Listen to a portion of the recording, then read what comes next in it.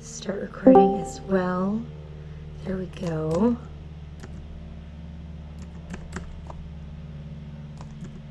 Woohoo! Oh, you made it. Sweet. Yeah, apparently I just had to go to the playwriting text channel and clicked on the link there, and it opened it up for me.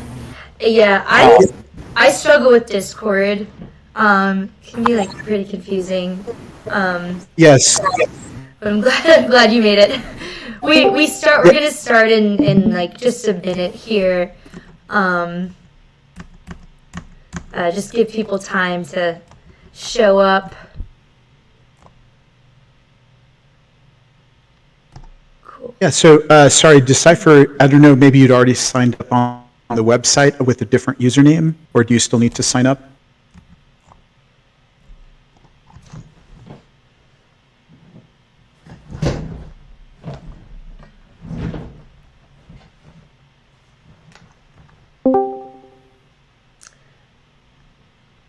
Blah, blah, blah. Okay, I'll go ahead and get started. I'm just like obsessed with everybody's usernames. Can you guys hear me okay? I hope you can. We hear you fine. Okay, great. I just get paranoid. Hi guys, welcome. I have so many more people than I expected. The last time I did this, I was like, what if nobody shows up? And this time I had the same thought, which was silly of me. Welcome to Playwriting Class 2. Some of you guys, I think, were here last time, but in case you weren't, I'll begin with a little bit of a review. If you weren't here last time, that's okay. There's a YouTube video up of the last class that you can go ahead and watch so that you can catch up. I think today won't be too confusing if you missed last class. It might be a little bit confusing though. I want to start with some like housekeeping stuff. I want to talk to you guys real quick about some resources that I think are really helpful to me. First, New Play Exchange. I think to just read plays, I think it's something like $5 a year. And then to be able to post your plays up on the website, I think it's like $12 a year. So the money's not too bad. The thing that I find New Play Exchange really helpful for is you post up your plays, you post like the number of characters and little descriptions, genre, and stuff like that. And then the website will alert you when a competition opens up that your play fits the criteria of. And then you can oftentimes just really easily submit by like tagging your play in the competition. And it's already up. They make it pretty easy for you. So I use that all the time. And occasionally people will come through and read your plays, which is really nice. Kind of reminds me of the Blacklist. I don't know if you guys use that, but way cheaper. Writer Duet. I strongly recommend using Writer Duet for formatting plays. They give you the option UK stage play format or just American standard stage play format. And it just does all the work for you. That way you don't have to mess with your Microsoft Word and format it yourself. Play Submission Helper. That one you don't need an account or anything. You just can even just Google Play Submission Helper, and they have like monthly lists of like all the competitions that they could find for that month. So that's very helpful. I super appreciate that. Additionally, I want to gauge interest in people getting coverage or feedback from me. Like if you were to send me a script, would it interest you guys to be able to send me scripts and get coverage or feedback? It would be an additional fee for me, just because it takes however many hours to read a script of a certain amount of pages. So I would say, like, if it's going to take me an hour or 2 hours to read a script, I want to be paid at least, LA minimum wage for my work. So let's get into a review of what we talked about last time. For people who weren't here, I apologize if this is a lot. Feel free to watch the YouTube video. Let's see. I'm going to make this big so that you guys can see the whole thing. Boop. Okay, so you want to start. So this is just my approach to playwriting. We start rather than with a premise or plot idea, not necessarily with a log line in your head. You start with something as simple as an interaction, a movie in your head that you think is amusing or emotionally satisfying. I walk around in life having daydreams and fantasies about things that could happen all of the time. I imagine things that I could say to my boss, comebacks I wish I'd come up with in an argument, things I wish I could say to my crush. It's so those are where I get my inspiration from, and I take little things like that and I make them into plays. They could be real life interactions. I was saying last class, I had a friend one day, he couldn't stop saying, you know what I mean? After every single sentence, he'd be like, I went to the store, you know what I mean? And I picked up eggs, you know what I mean? I was like, why are you saying that? So I took that and I put that in a play because I thought it was hilarious. It's an amusing interaction to me. So then you take that interaction and you break it down into the moods of the characters. Some interactions you might have to negotiate them to make them more suitable for the stage. For example, if it was an interaction you had online or an interaction you had while playing a sport, that might be tricky to stage. So you might just have to take the interaction and negotiate it down. For example, if you had an online interaction where a conspiracy theorist was telling you that flossing is fake, that's funny. You might want to put that on stage. In this case, you would probably want to take it away from an online interaction and have it be, I don't know, somebody you met at the bus. They're at a bus stop. That's the scene. You then take that interaction and you figure out character traits based on what you can assume about the characters. What is their relationship? Is there a power imbalance between them? These are all your little toys for the scene. Like, what is their history together? Has this conversation happened before? All these things filter into an interesting interaction that will continue into an interesting scene and eventually an interesting payoff. Oops. I didn't need to do that. I put their plot premise. I really should have put payoff. So the ending, the payoff of the scene should be something that is integral to the traits that you figured out that correspond with the characters, and the relationship dynamics that go with the characters as well. Does anybody have any questions about that or comments, or maybe you thought of something like a fun interaction that you want to explore this class? It's okay if not. I know class interaction online is terrifying. If nobody has any, I can just go. What was the question? Oh, just if you have any questions about that, or if anybody has ideas for interactions that they want to explore as an example, that would be great. So we can do that as a class. So this is my next slide. Here we go. Because I really just want to do one as a class together really quick. I know a lot of you guys are new, so you might just be like, I'm lost. And that's okay. Does anybody have anything that they want to say to like their boss or this is gonna go on YouTube, so maybe not that, but like something that their friend was saying that they thought was funny, or maybe you just have an idea for a script that you want to explore. Totally cool. Totally cool if not. I'll just do my own example.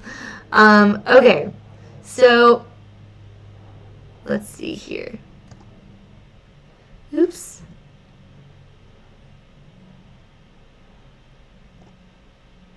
Sorry, y'all. Okay, so we'll start with an interaction. Here's mine. Let's see.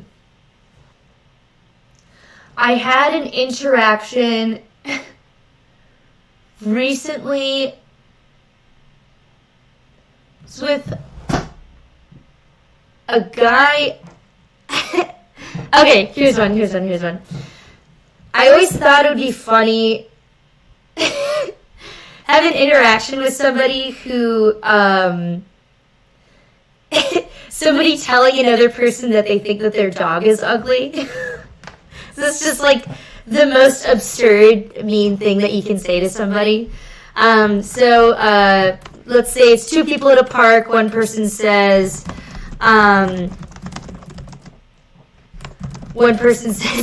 to the other person that their dog is ugly.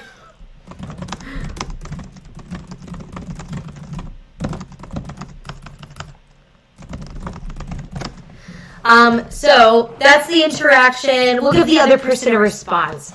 How about the other person, they don't need to have a dialogue response, but they look like horrified, because that would be a natural reaction. We want to keep it pretty simple. They're aghast. So that's the full interaction. They're at a park. That's it. Okay, so that their dog is ugly, not hat. Okay, so what can we assume about the character dynamics, relationship dynamics within this relationship? Okay, so let's say that they're friends. That's a simple relationship. We'll say, how good of friends are they? They're old friends, but what can we assume about the relationship? One of them is kind of mean. You know, did the person just get this dog? If anybody has an idea, feel free to chime in at any point. Of course, no worries if not. So I want to say that they're old friends. What character traits can I assume about a person who tells another person that their dog is ugly? I can assume that they're kind of blunt, kind of mean. One person will say this guy's name is Tim, and we'll say the other person is Sherry. Old friends, Tim is kind of blunt, kind of mean. We'll say Sherry. A fun dynamic that we could play with is Sherry is more timid. Maybe she's more careful with her words.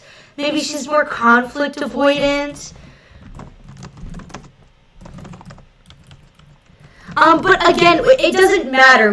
We could do anything. Maybe Tim is the kind of person who normally is conflict avoidant, but this just came out of him and he regrets it. Maybe Sherry is the kind of person who is super blunt, and Tim is like recoiling because he's preparing for Sherry to like bear down on him with comeback insults, you know? It could be anything. This is just what I'm going with in this moment.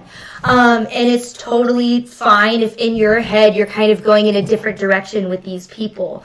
I'm saying they're old friends. Tim is blunt. Sherry's timid, more conflict avoidant.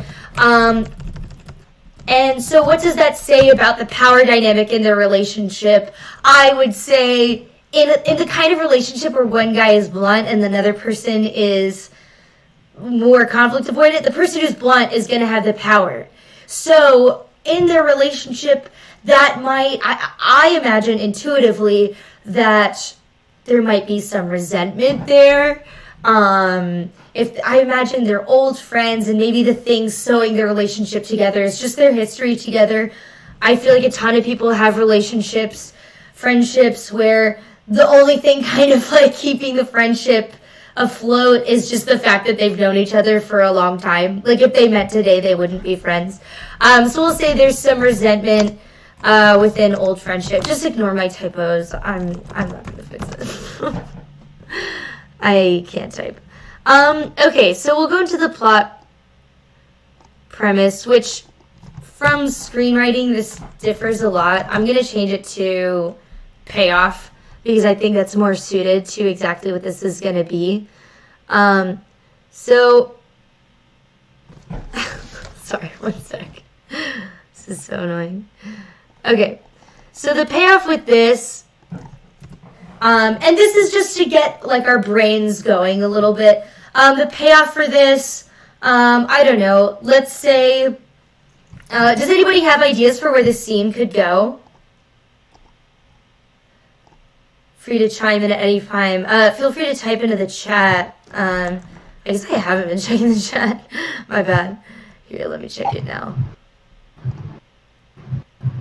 Yeah, feel free to type ones into the chat if you have ideas for where the scene could go, or They're pointing out that the dog is ugly because they are noticing that there's something wrong with it. So that it's more like a "what's wrong with your dog" kind of thing, which is initially interpreted as "what are you saying, my dog is ugly?" and turns into "no, I'm a vet."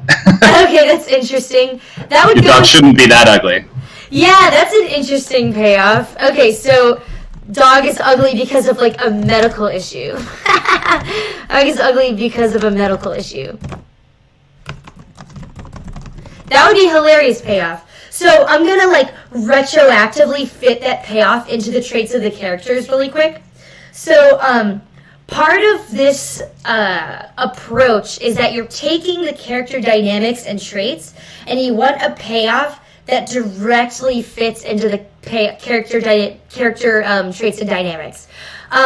So the dog being ugly because of a medical issue doesn't fit into the character traits, relationship dynamics that I came up with, but they might very well fit into the ones that you came up with, and that's awesome. Let's see, does anybody else have any more ideas for where this could go? Can you full screen the text also, Morgan? It's a little tough to read. Oh, yeah, totally. Yeah, I'll just do... I had it small because I wanted to type to it, but also like... Oh, I see. I can I just guess maybe, say it yeah, out loud. I think it's fine. Right. We'll do this browser only. So yeah, the dog being ugly because of a medical issue doesn't exactly fit into the character traits that I came up with, but they might fit into ones that you came up with. Maybe, okay, so two people at a park, Tim says to Sherry, your dog is ugly. Intuitively, I would immediately assume that Tim is kind of blunt. But maybe in your head, you're like, he's blunt in a sort of like factual... Well, do you mean that what he says is literally "your dog is ugly"? Is that the line that we're working with? Yeah. Oh, it is. Okay. Then, I was thinking that was like the sentiment of the line. No. But if you're saying if that's literally what he's saying, then I guess that's a weird way to approach this exact thing. Go ahead. Yeah, well, maybe he's blunt in like a matter of fact, sort of like sterile way, and then the payoff would be like, oh, he's like a medical professional. But I would say you're gonna make your work easier for yourself if you just go with intuitively what makes the most sense. But again, like your guys' brains might work differently than mine, and that's totally fine. Like, I will say the twist, the screenwriters, here, one sec. The screenwriters' intuition, the screenwriter's instinct seems to be, to me, to like take a given situation and like give it a twist. To be like, okay, well this person says this thing and they seem this way, but I'm gonna twist it and make them be this whole other way. And that's very like screenwritery, and that's fine. I think screenwriters actually have like a very interesting perspective on playwriting because they have like the pace might be different than like what you might usually see in playwriting. For this class, we're just going to go with like keep it simple, stupid, what makes the most sense, because it's just going to make your work easier for you if you just go with what would make the most sense coming next. So let's get into like this class. Again, feel free to watch my video from last class. I think it'll make that review make a lot more sense if you didn't fully grasp it. But again, it's a-okay to take my approach and have your own twist on it and not go with exactly what I'm saying, because everybody's brains work differently. Just because I approach something a certain way doesn't mean that you have to approach it this way. Okay, so let's see. Ooh, okay. We're gonna so get... can I just ask really quick, Morgan, to yeah. clarify? So you're sort of saying don't be thinking of the ending? Don't think of it in terms of like what is the ending of this going to be? Yeah, so basically the screenwriter's instinct is to immediately think of like how a twist might go. I start with like the interaction, and I sort of like, we're kind of like, so I said last time I have an improv background, so a lot of what I'm taking is sort of like improving my way through to a resolution. And Okay. the way that fits into the boot camp sort of thing is that when you can improvise a script, you can write scripts really fast. So if you gave me 20 minutes, I could write a 10-minute play. The thing that would hold me back there would be just the physical act of typing. But I want to get you guys to a point where you can write a 10-minute play in 20 minutes because you're just improvising your way through it. So I want to warm up to today's concepts by just writing. I'm going to give you guys like 5 minutes to write monologues really quick. The first line of your monologue is going to be, I didn't think I would wear suede shoes today. That's the line of inspiration. That would be your first line. And for this monologue, you want to think about, like, why? Why would a person be saying that? This is very much building on last class. You want to think about why. Why would a person be saying that? What character traits could filter into a person saying something like, I didn't think I would wear suede shoes today? And what kind of contexts could be interesting to see that kind of person in? So I'll just rattle off some examples, and you can steal my examples, or you can come up with your own example. I didn't think I would wear suede shoes today. Suede is too fancy for me. I'm the kind of person that wears beat up leather.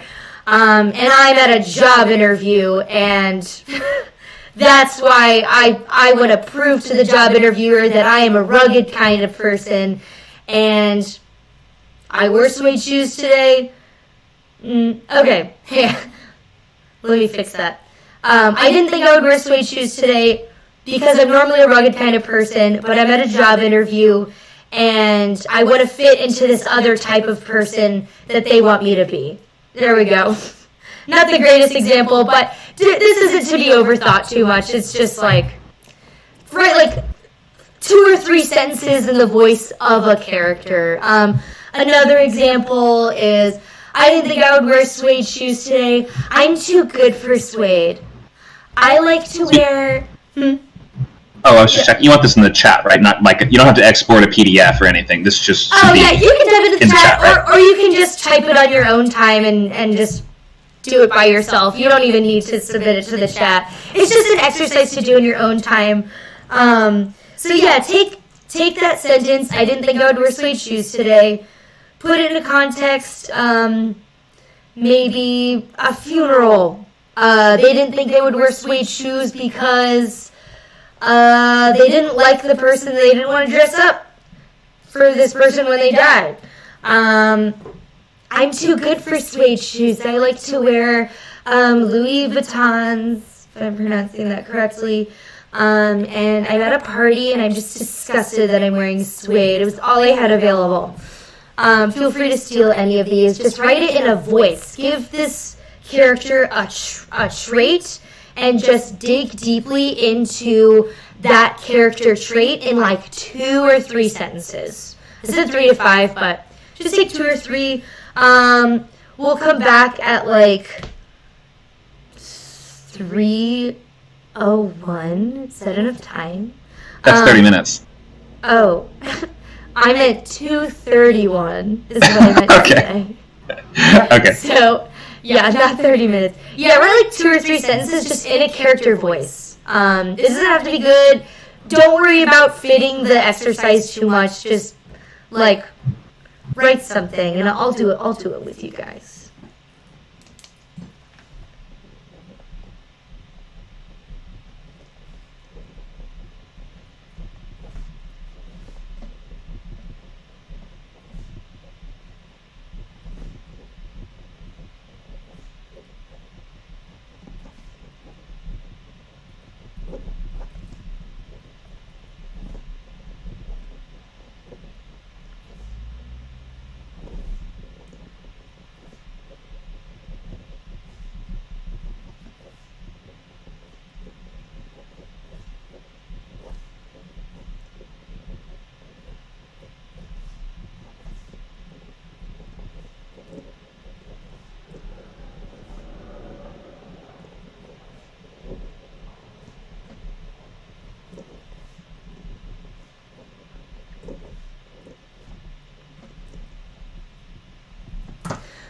I just want to chime in to say, if you're struggling with this, have your person talking to another person. Are they talking to their mom? That'll make it a little bit easier for you. Are they talking to their friend? That'll jog some things to say, I think.